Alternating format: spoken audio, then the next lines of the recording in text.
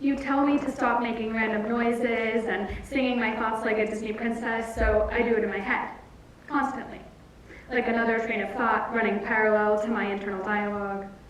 From the second I wake up to my vivid dreams at night, there's a soundtrack to my life, running in the background like the TV in the next room you forgot to turn off. Everyone gets songs stuck in their heads. That's fine. That's normal.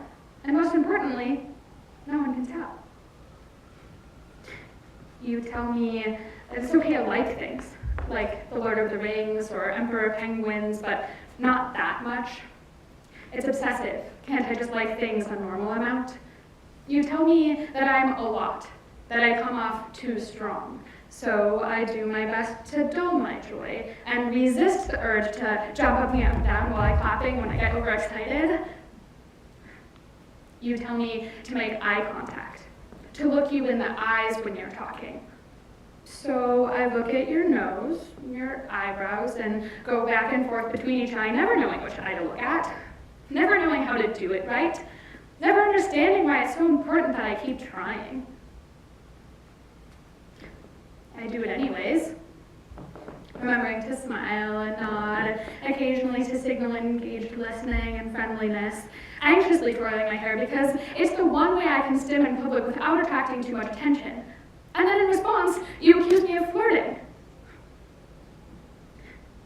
You told me to avoid the label, that I wasn't autistic like that. I was gifted. I was a genius or savant. I was high functioning. More Sheldon Cooper, less Rain Man. What you don't see is that I try my best to hide how much energy it actually takes to function every day. How my executive dysfunction can make the simplest task insurmountable. How hard it is just to think sometimes. The gummed up cogs in my brain rusting and grinding against each other, making the most horrific nails on a chalkboard sound. Ugh, I hate even thinking about that sound, don't you? I hate how it literally makes my teeth hurt and makes my tongue feel almost like it's swollen and even triggers my gag reflex sometimes, you know? Oh, you don't know. You just don't like that sound. Oh, well, I'll add that sensory sensitivity to my list of things that I've learned not to reveal about myself if I want to be socially accepted. Another check in the TSP box. You told me to only use the fork that you gave me instead of the smaller, more right one laying in the drawer, so I held it uncomfortably, the unequal weight distribution feeling disruptive in my hand, not understanding why it was such a big deal if I only used the forks that felt right, not knowing how to explain why one felt right over another. You told me that I couldn't actually be autistic because I cried at the prey in the Duck Hunter arcade game, and as we all know, autistics are incapable of empathy. Even though autistic people actually tend to have higher emotional empathy, just lower cognitive empathy.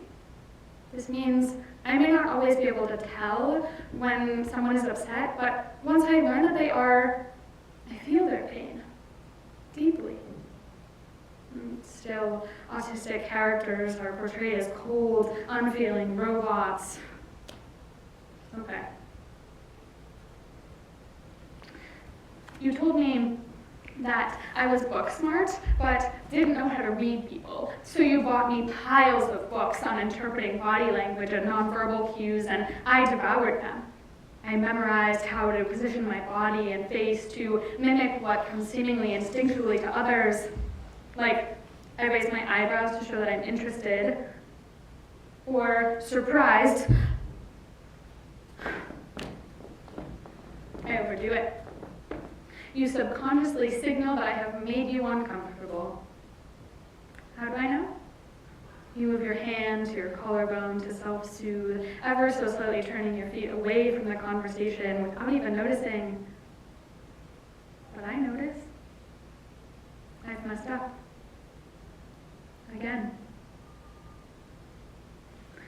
And then I revisit the label you cautioned me away from as a child, and read memoirs and watch videos of actual autistic people describing their experiences. I found a term that made me feel seen and validated for the first time in my life. For once, I wasn't just the weird kid who couldn't read the room or was obsessed with Harry Potter. I'm just autistic. There is nothing wrong with me. I'm just not neurotypical. An analogy I like to use is, if the world were built for PCs, I'm a Mac, running on a different operating system, but can still get the job done. But now you tell me that I don't look autistic enough for a formal diagnosis, because you can't see past the mask you so carefully forced onto my face. That's fine. Self-labeling is actually respected in the autism community, because my story is all too common. And because the DSM-5 still defines autism by the characteristics exhibited by young white boys who love trains. Getting that highly inaccessible official label can only serve to remove my autonomy at this point. Did you know that until 2018, autistic people were not legally allowed to immigrate to Canada? And to this day, New Zealand does not accept migrants with an autism diagnosis. Did you know that autistic people are 4 times as likely to experience mistreatment in healthcare settings? In 2020, 27 different states rationed the use of ventilators on autistic patients. And many patients with learning disabilities even had DNRs placed on their charts without consent or knowledge. And yes, this discrimination is compounded when marginalized identities are intersectional, meaning autistic BIPOC are more likely to be denied health care altogether, more likely to experience homelessness, to be unemployed, underpaid, to be incarcerated by the criminal justice system. Did you know that even though diagnosis is becoming more and more common, and it's estimated about 2% of the population is on the spectrum, there are basically no institutional safeguards or programs for autistic adults?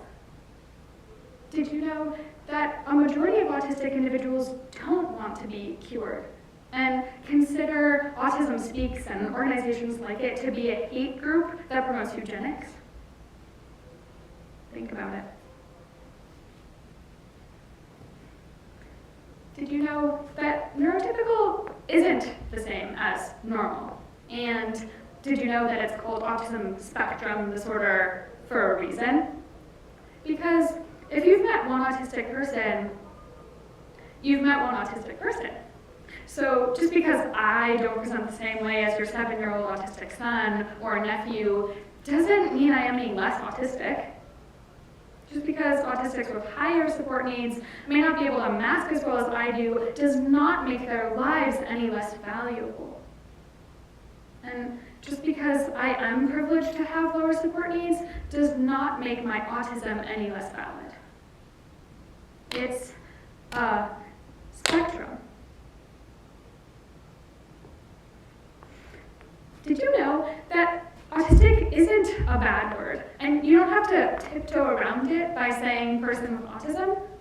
Did you know that in general, caregivers of autistic children push person-first language, while most actually autistic people prefer identity-first language? Oh, but why let your autism define you, you say? My autism doesn't define me, but it does affect me. It influences my every thought and experience and perception of how I experience the world, and it has my whole life. It's literally how my brain works. It doesn't wax and wane like states of depression and anxiety, nor is it an ailment that can be cured with some pharmaceutical or behavioral intervention, because the kids who go through the trauma of ABA therapy are still autistic. And the kids who learn to act neurotypical in order to fit in better are still autistic. Autistic kids become autistic adults because autism doesn't disappear when you age. I am who I am, and I am autistic. It's just another part of my identity intertwined with my heritage, my race, my gender, sexual orientation, my identity as a medical student. Whether you accept me or not, I finally accept myself. And that's enough.